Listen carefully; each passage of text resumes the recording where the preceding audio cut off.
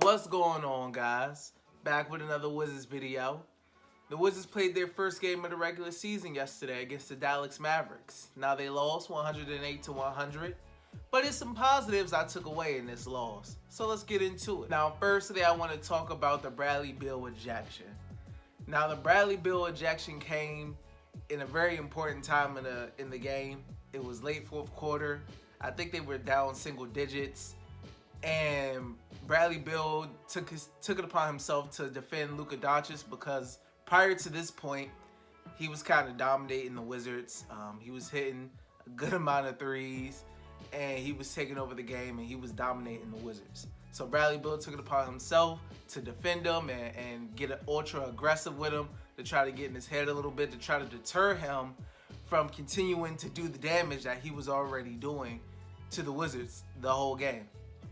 Now, you know, in the NBA nowadays, you can't get but so chippy until the refs hit you with the double tech, and that's exactly what happened. Bradley Beal got hit with the double tech with Luka, and then Bradley Beal, who didn't like the call, I didn't like the call either. They just playing basketball. He waved off the ref, and he got hit with the second technical. Now, some people may be bad, but like you can't get ejected in that moment, which I completely understand. I completely understand it, but I'm just going to view it as Bradley Beal setting the tone for the team in this season and what the Wizards are going to be about. It's going to be a team who fights and who don't take no BS from guys going off, etc. You got to step up. You got to continue to play hard. You got to continue to fight. You got to get aggressive with guys. You can't just let them drop 30 on you and then just do nothing. You got to step up to him. You got to make it difficult. You got to make life difficult, and that's what Bradley Beal showed when he took on the challenge of defending Luka Doncic. Now, this game was looking ugly. Now, it was no surprise with the Wizards being down by 23 in Dallas. We're used to seeing that. I don't remember the last time the Wizards beat Dallas in Dallas. I don't remember. I'm used to them losing / getting blown out when they go and play the Mavericks in Dallas. That's just how it always is. But as we seen, and they showed this in the preseason as well, they fought, they came back, they didn't lie down, they didn't get blown out by 30, etc. They came back, cut it down to single digits, brought it to within 7. And that's what this season should be about. Now, it's going to be tough because the Wizards obviously lack talent. It's a talent gap between teams like the Mavericks and the Wizards. It's a talent gap. It also didn't help that the Wizards struggled defending and also struggled shooting from the three. A team that shot so many times from the three-point line in the preseason is kind of like a live by the three, die by the three. Yesterday, they died by the three. You know, they struggled. Bradley Beal I believe he went 1 for 11 from the three. That's not a typical Bradley Beal shooting night. He was 0 for 8 from the 3 at one point before one finally fell in. More likely than not, he's going to shoot better from the three-point line than he did today. Things got a little ugly throughout the course of the game. Things kind of got sloppy. The offense got stale. But they turned it around. They began to defend better because they were struggling, especially defending Doncic, especially when he got switched on to Thomas Bryant or Bertans. He just had his way with them. They struggled defending the three. They struggled defending from the field in general, but they tightened up towards the end of the game, which is good to see. And they almost,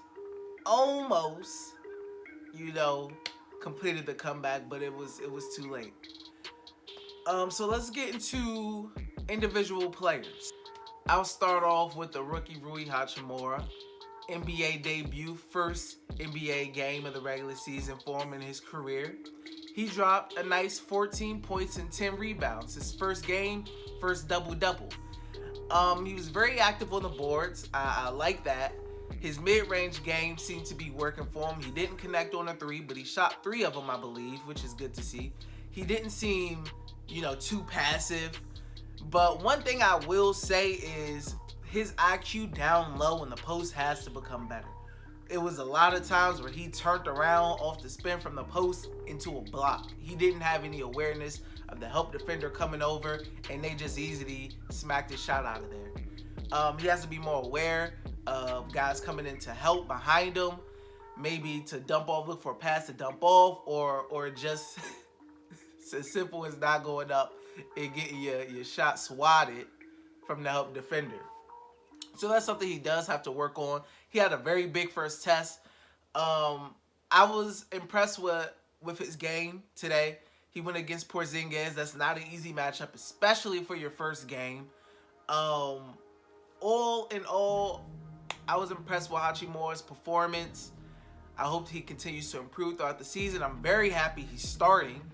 I'm very happy he's getting playing time because this is a guy that is going to be very important for the Wizards' future and to become a core piece of this Wizards' future. So I was very happy with Hachimura's game today. Now let's get into Bradley Beal. Bradley Beal struggled shooting today. This wasn't his best shooting performance. Bradley Beal, he went 7 for 25 from the field with 19 points. He got 6 rebounds, I believe. Yes, he got 6 rebounds and 9 assists. He was on a triple-double alert, triple-double watch. But like I expressed before, 1 for 11 from the 3.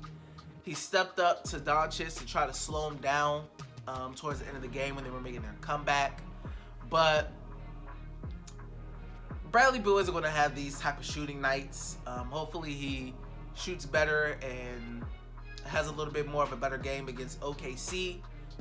But as a leader, I liked what he brought to the table, especially during that fourth quarter. He brought the energy.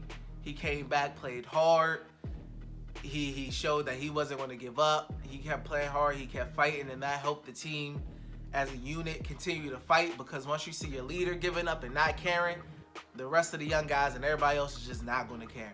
But they see you taking on their best player to try to slow him down, and that gets all the other guys into the game. So once again, not Bradley Beal's best game. He won't be shooting 7 for 25 majority of the time. He'll shoot better. Like I said, against the Thunder, hopefully he has a better shooting game and shooting wise. But just an okay game from Bradley Beal. Just okay. Now, somebody I was very interested in seeing play, who was in the starting lineup, was Isaac Bonga, the young kid who looks like he is a little raw but has potential. I really liked his energy. He seemed like he was everywhere on the court. Defensively, he was crashing boards, making plays. I really like what I saw from him. Let's look at his stats here. He had 9 points, 2 assists, and 3 rebounds. I really enjoyed what I see from him on the court. His energy was there. Now, he's not some offensive force, but I don't think his role is going to be trying to be an offensive force. He's going to be an energy guy, defends, can ball handle a little bit, and knock down an open 3 if he's needed to. But it is good to see the young guy coming in. Now, I know he made the team over a guy like Justin Anderson, which was the right decision, because you want the young 19-year-old guy who you can develop into hopefully a contributing role player for your team. I liked what he did on the floor. He was active everywhere from what I seen, crashing boards, trying to fight for rebounds. And guys like that have been missing from this Wizards team for the last couple of years. There haven't been guys like that, guys fighting for boards. You know, the Wizards won the rebound battle yesterday. Last season, they were horrible at rebounding. Almost every game, they were out-rebounded. Almost every game. Majority of the games, they were out-rebounded. They were on the boards. Hachimura was crashing. Thomas Bryant was crashing. Bonga was crashing. They really made a concerted effort to do well rebounding, and they did do that. So I like what I saw from Bonga, from what we did see. Now,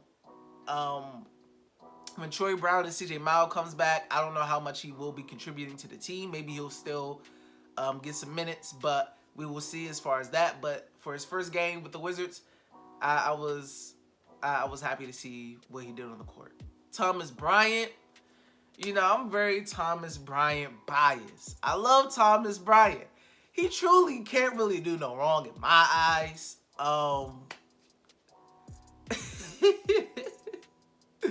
Thomas Bryant, 14 points. Let's see, 11 rebounds, double-double.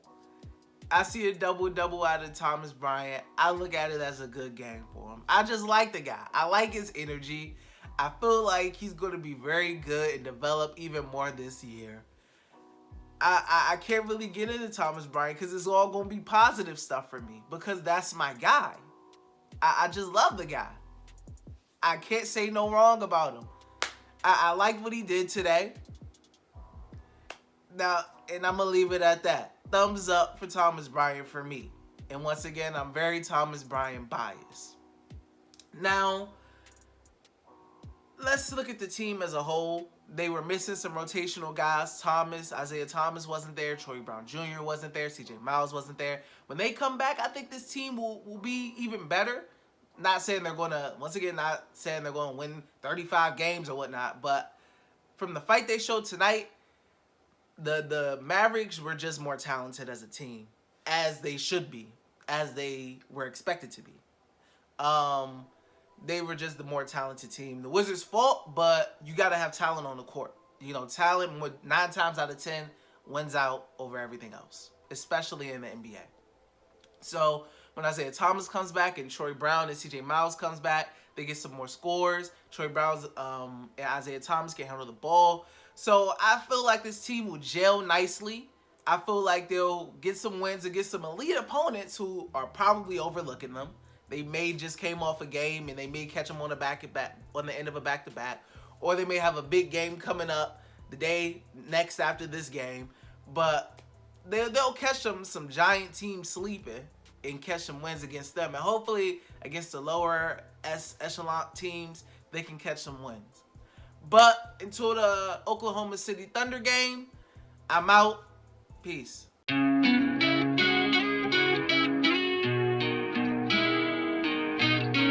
Georgie.